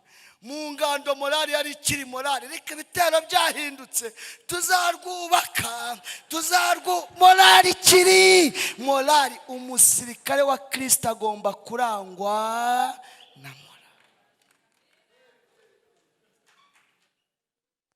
Sirikare udafite morali araraswa. Zabibwira ni musengana, ndavuga ba Kristo, niyasenga ugira ubwoba. Twari usenga ukubona ngo ariko mana ubaye ngewe nkaba wewe urabona nta kugirira impuhwe. Murumva uyu muntu ari umusirikare kwe? Cyambe arashaka gukora kudeta.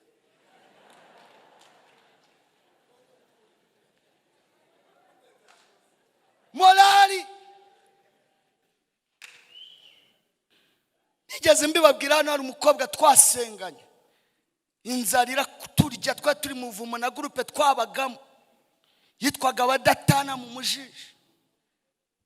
Inzara imuriye numva aramamagaye ati Muyobo, twari turi mu buvumo, ndita bati karame yakuka kakwi. Iyo inzara yakwishire nakuka ubugakura kure.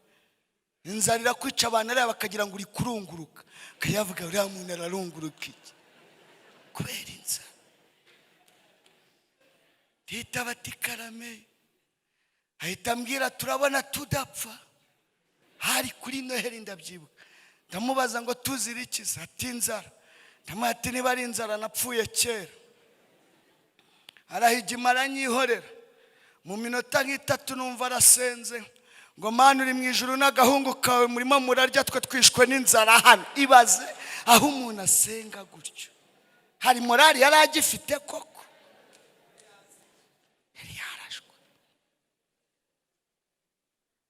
Aho nicaye mu nguni mu buvumuzi ko umuntu aba atareba undi, ndavuga ati iraduhambye, irakirituye, kituguye hejuru tu. Hari umuntu musengana ukavuga ati ntirica, iratunigira Imana kabisa, bitewe n'akavuyo afite imbere ya fande wacu. Numva arongera aramamagaye ati Muyobo, ubwo ninjye wayoboraga iyo gurupe. Mpita mubaza ati ntirakwica se? Ambwira ngo yanze kunyica, nanjye ndahigima. Numva aravuze ngo ariko Imana imbwira ko izama imodoka, ntiwumvaga? Ndikiriza ahita ambwira ngo wayibwiye ikaduha amapine tukaba tuyarya. Imana iduha amapine imodokari zabize. Ariko Imana yacu ni urukundo. Nabaye pasiteri, nawe ashakwa n'umupasiteri, ubu nawe ni mama pasiteri.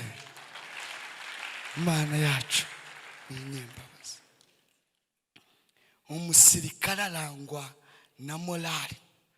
Kandi ndagira ngo mbabwire, morali yacu ndavuga abakristo. Morali y'abakristo ntabwo tuyikura mu mafaranga menshi kuri konti, nubwo nayakenewe. Morali yacu ntabwo iva ku mashuri twize menshi nivo dufite. Morali yacu ntabwo iva ku mamodoka n'amazu n'amayetaje. Kubera ko n'uwarariye kawunga usanga yuzuye morali, bashyiramo ikorasi akabyina, bashyiramo igisirimba agasirimba. Musi nzaba nakize nkagaruka hano nanjye nzasirimba, ariko murabona bitankundira. Nzabirepeta mbere yuko nze. Nawe undushibira urazamuka, nanjye nzazamuka. Bicaho byagaciro. Narababwiye ngo mujye mukata bicaho byaga. Nese umuntu uri Kibagabaga urimo serumu yaza kubyina hano? Ubyine bi. Kutabuza abantu kuvuga se ngo dore uko abyina. Abantu baravuga. Uraceceka ngo wirase. Wavuga ngo wishyira imbere. Wananuka ngo waranduye. Wabyibuha ngo wayamaze. Waba muremure ngaresha nk'ishyamba ritagwamo imvura. Waba mugufi ngo ni igice, ntacyo wakora ngo unezeze. Ujye ubyina uko ubyumva, wikoze hariya ugaruka ubyine, ni haha. Ariko haleluya haleluya. Mana ishimwe. Umusirikare arangwa na morali. Bababwira ngo morali tugira si byinshi dutunze, tuyikura mu butabo cy'ubuhanuzi bwa Yeremiya 17:7. Yarahandi baravuga ngo hahirwa umuntu wizera Uwiteka, Uwiteka akamubera ibyiringiro. Morali yacu tuyikura kuwo twizeye watubereye iki? Ibyiringiro. Hari abasore batatu bo mu gitabo cya Daniyeli, muyise mubamenya kuko ziriya nkuru ni zimwe mu nkuru z'abantu batagangaye. Ubundi hari imirongo muri Bibiliya y'abantu bakubiswe bari kuri Tekeri. Yesaya 57, kuko umwami Imana Uwiteka niwe mwungeri, andyamisha mu cyanya cy'ubwatsi, kurira kwarara umuntu bwa kimpundu. Nta jambo Imana ivuga. Iyo ni imirongo y'abantu bakubiswe. Abo bose wumva mushumba ni abantu batagangaye, bakubiswe. Amen. Izi nkuru z'aba basore batatu, Saduraka, Meshaki na Abedenego, umuntu wese uri ku ikosi ntiyaziyoberwa kubera igisubizo basubije umwami. Iyo Mana twiringiye ishobora kudukiza kandi nawe itadukiza. Umva abasirikare buzuye morali. Ishobora kudukiza kandi nawe itadukiza. Nta mpamvu n'imwe yatuma twubara icyo kigirwamana. Abasobanuzi ba Bibiliya baravuze ngo no mu rupfu aba basore babonagamo ubutabazi. Bakavuga ngo niryo gari Imana yateguye kugira ngo turuhuke imiruho n'imihati. Bibiliya iravuga ngo mu bitubaho byose bifatanyiriza hamwe kutuzanira iki? Ibyiza.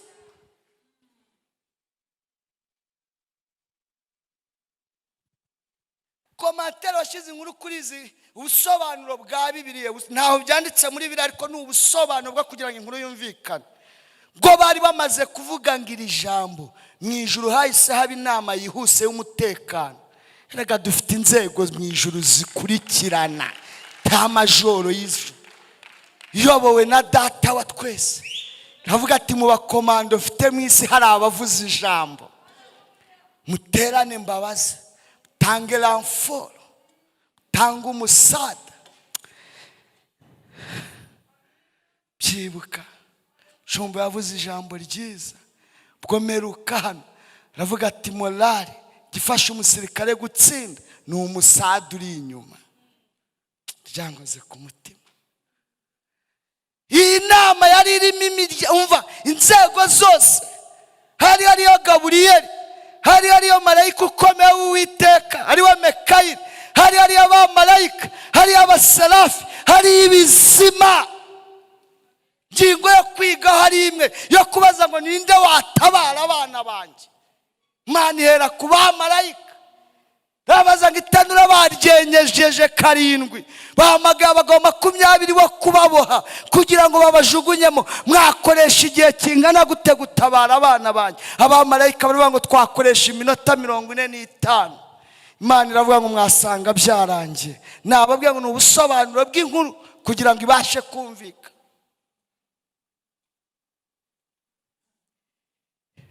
Ireba abaserafi, iravuga ati mw'abaserafi mwe mwakoresha igihe kingana gute? Nabo barasubizaga iminota 25 twaba tugezeho tugiye gutabara. Ati namwe mwasanga birangiye. Kurikizaho ibizima biravuga ati mu minota 5 ririya tanura twaba turigezemo. Ati namwe mwasanga birangiye. Hari hasigaye marayika witwa Gaburiyeli shinzwe kujyana ibisubizo by'abera. Imana iramubaza ngo wakoresha igihe kingana gute? Gaburiyeli aravuga ati mu kanya ko guhumbya no guhumbura itanura naba ndigezemo. Imana iramubwira ngo ceceka, uwo nawo n'umurimo kujya guhumbya no guhumbura, wasanga bashize nawo n'umurimo. Ngo hari hasigaye witwa marayika ukomeye w'Uwiteka. Mu isezerano rya kera niko yitwa, ariko uwo ni Kristo mu isezerano rishya. Ngagera kuri marayika ukomeye w'Uwiteka, simvuze aho yahuriye.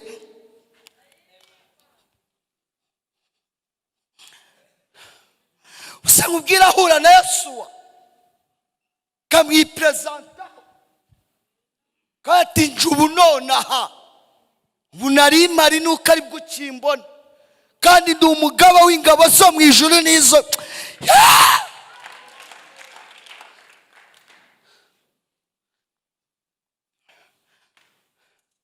Imana iramubaza ngo wakoresha igihe kingana gute Mikayeli we? Aramuha ngo kugira ngo mbere yo kukubwira igihe nakoresha reka mbanze nkwibwire. Ririya taka babumbyemo amatafari ni njye wariremye. Ziriya nkwi bari kwenyegezamo ni njye wasiremye. N'umuriro barahuye bacana benyegezamo bakongeza ni njye wawuremye. Nabo ubwabo bicaye bari mu nama yo gutegura kiriya gihano ni njye wabaremye. N'ubu turimo tuvugana nagezemo kare muri rya jambo rivuga ngo ibera hose icyayi.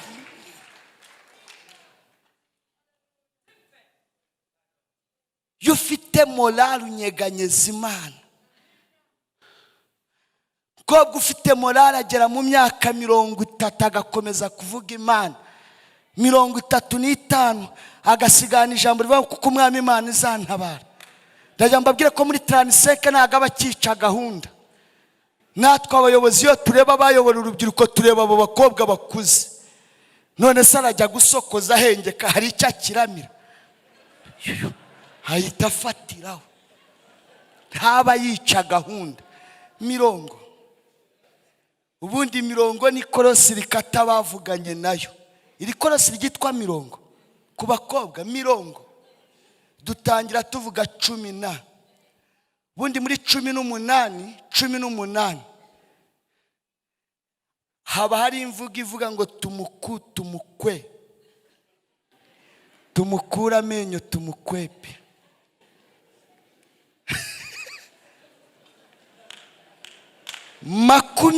makumyabiri n'itanu haba imvugo ivuga ngo bagarira yose ntuzirize.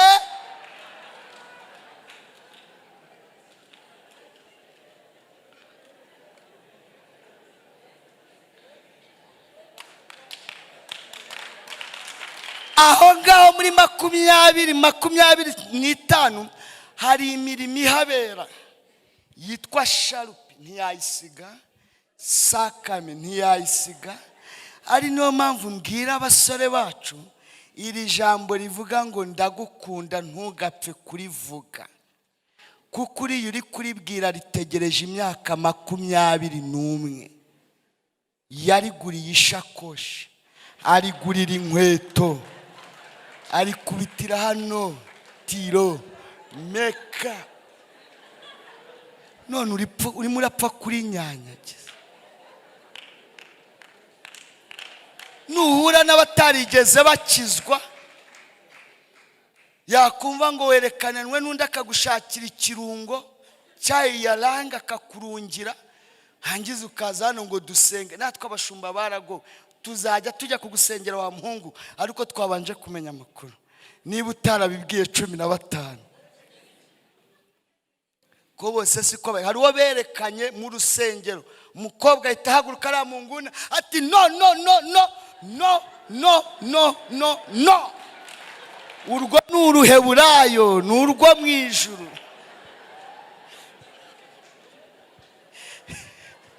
No no no no no no no.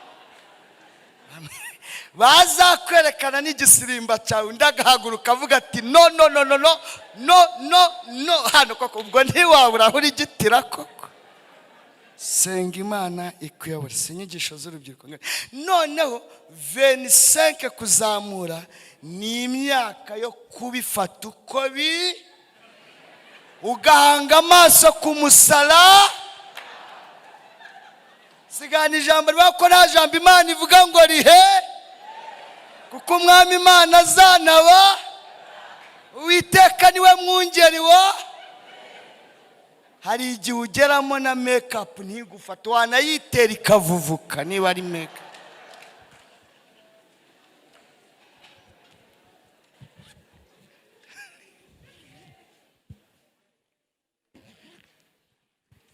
Jambo rya kane, soze gisirikare kirangwa na discipline. Gasoreza gisirikare kirangwa na discipline.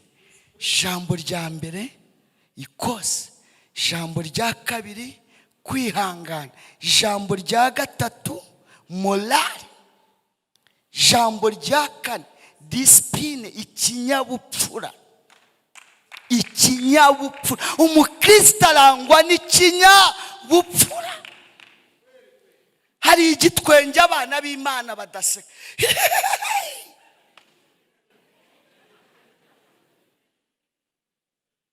Oya, abana b'Imana hari uko bambara hambire.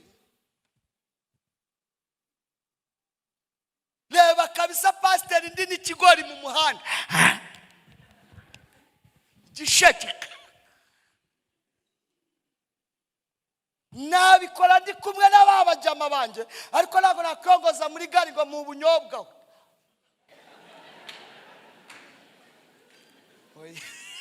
Mbikora rukari ngo bitewe naho ngeze nicyo shaka kugeraho. Naho bari gukina urusimbi ngenda nkavunjisha ibiceri kugira ngo ndebe ko nakura mu nkabivunjisha nkamanuka mbizegera ati murasiga se mwana, mwamenya mvuze ikiza, murasiga se bahita bamu mwanya kubera ibiceri bumvisha. Namanuka namara kugera hasi, kuko abakina urusimbi bagira uko bicara. Ari uburyo wasutara tukahita tukubonamo Babiloni, uburyo usutare bagira ku musita. Ubwo mpita nkuramo bibirati ni cya pasiteri tu, nkahita mbabwira Yesu. Ahantu imbobo ziri kurwana nge ndazikiza, ariko wewe ntiwazikiza. Kandi nkugira inama ntuzibeshye ngo uzegere, ko zirarwana zikanikiza. Ziba zifite inzembe mu mufuka. Ushobora kujya kubakiza kandi aho urwembe runyuze ugira ngo ni ponseze hanyuze. Ariko nturukare ngahita mbabwira ati mwana ni kumigaza se. Ndabati bana boss nawe yarinda, ubwo mba nabarana. Ahita banyegera nkaba ndabakijije kandi ntawe ngiye hagati, bitewe nuko mbavugisha.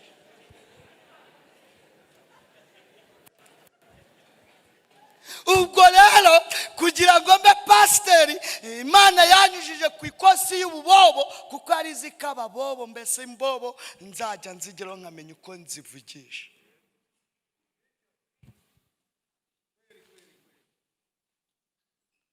Nkamenya uko nziganiriza. Kuyo umubwiye ngo Yesu aragukuneta batubwira haze nyine. Heko bisaka mwe ati Yesu nawe arakwemera mwana ko ka mwana nongeyeho.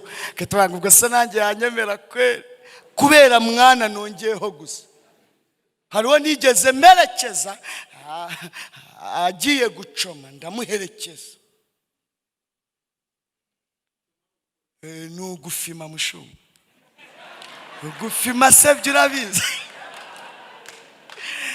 Nugukora ijisho. Gukora ijisho se byurabizi. Nugufata icyuma. Gufata icyuma se byurabizi. So ni imvugo zo kumubumbe. Nukujya kunkura umugi. Akaroringa muhagaze iruhande. Tureba abantu bazi imvugo yitwa kuroringa. Buriya barakarorinze barani bene wacu. Bana babonye barani bene wacu. Kuroringa.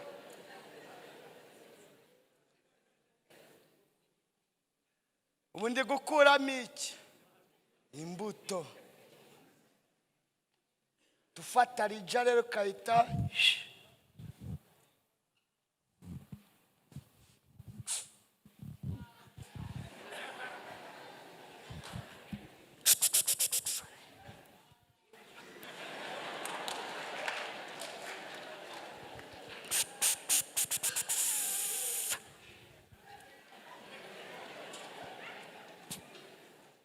babyita gukora ijisho. Ariko Yesu wagize neza.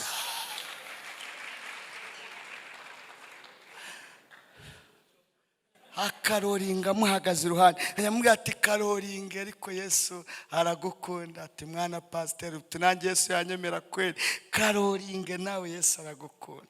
Ati ncungira abo bazungu se wamenya avuze ikize.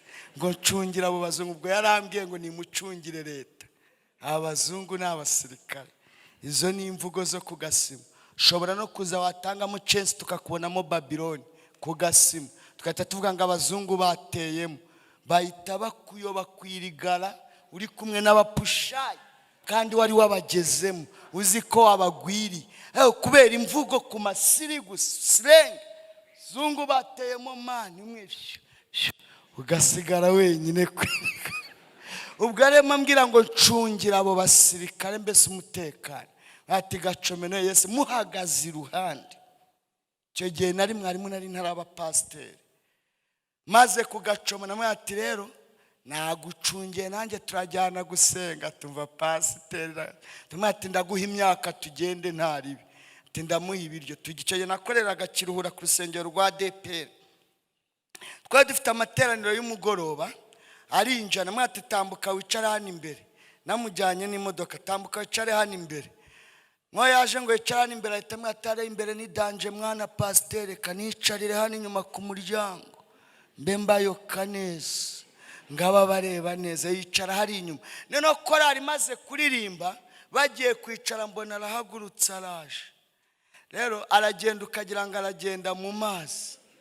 Kubera imigaze myinshi. Araza abadiyakoni bagiye kumutanya namati murekaze ninge wamuzanya ambwire. Araza ahita nyongorera ngo mani pasteur bari aba baby bararirimba neza ngabaririmbyi n'aba baby. Nitamwe ngo genda wicare bararirimba neza. Ati ko shaka gucoma se. Ndamubwira ati jya inyuma y'urusengero icome wongera ugaruke. Nari nanze ko najya Nyabugogo ari wihita agenda atagaruka. Ajya inyungu ba Babylon ni bahansanga serete. N'abati ba Babylon bagusanga babwire yuko ari nge wakuzanye. Aragenda aracoma aragaruka yumva ijambo ry'Imana turamusengera arakizwa turamubatiza. Ubu ni umuririmbyi muri korali arubatse afite umudamu n'abana 4 ni umushoferi atwara fuso.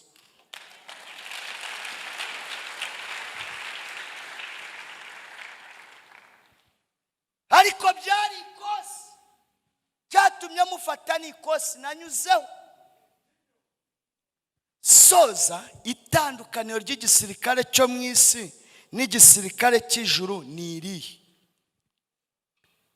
Igisirikare cyo mu isi kigira ishami rishinzwe demobilisation, gusezerera abava hehe? Mu gisirikare. Iki gisirikare cya Yesu cy'iryo shami ntago ribamo, nta demobe rigira. Iyo mpamvu uzabona umwana w'umukobwa w'imyaka 12 muri Ecole de Dimanche, akagira imyaka 20 agakora ubukwe ari muri korali nkuru kuri soprano. Mbabwire ko buri muntu ahagarara ahantu bitewe n'ijwi afite. Abaririmbyi namwe murabizi. None se wari bwabona umubyeyi w'imyaka 50 avuga ngo ahambana yafatira hano mikoro bikemera? N'ibyawe nawe urabizi. Hari imyaka igutegeka aho ufatira mikoro. Nimemuona asiye badilika, Yesu asiye. Oya, n'ibyawe imyaka irabikwemerera. Iyo amaze kubyara 4, amaze kugira 38, 43, aribwiriza akava ku ntebe y'imbere na dirije atamwimuye akajya ku ntebe ya kabiri, kuko hari abandi baje nyine bo ku ntebe ya mbere. None yamaze kugira 52, mwari bwabo n'umukecuru wavuye muri korali aremera akajya muri base. Nubwo bakora danse ajya hano akava hano, ariko aracyari umuririmbyi. Azapfa akiri iki? Umuririmbyi. Nta demobilisation muri iki gisirikare cya Yesu. Cyakoza dufite icyo dusangiye. Gisirikare cyo mu isi kigira abo bita ba dizanta. Ho niho tugiye gusengera, ba dizanta batoroka igisirikare bakakivamo. Kandi ajya gukwepa gutoroka yaramaze kugicika mu mutima kera, atakigira discipline, anyuranya n'amabwiriza y'igisirikare. Yamaze kuba dizanta mu mutima, agera afata umwanzuro aratoroka. No muri iki gisirikare cyese dufitemo ba dizanta mushumba, ku buryo kureba muhagaye akavuga ngo dore uko gasa nta n'umugabo kazabona, kabara gusekuye. Wajya uhagarara mu bandi ukabona uri uko gasa, kahita guhamya. Ba dizanta batoroka mu mitima, tubana nabo baratorotse. Ibimenyetso bibaranga ko bamaze kuba ba dizanta. Nta morali, nta byishimo, ariko iyaduhamagaye niyo kwizerwa. No kubikora izabikora, igenda itwongera imbaraga uko bwije nuko bukeye. Imana ibamera umugisha mwinshi mu izina rya Yesu.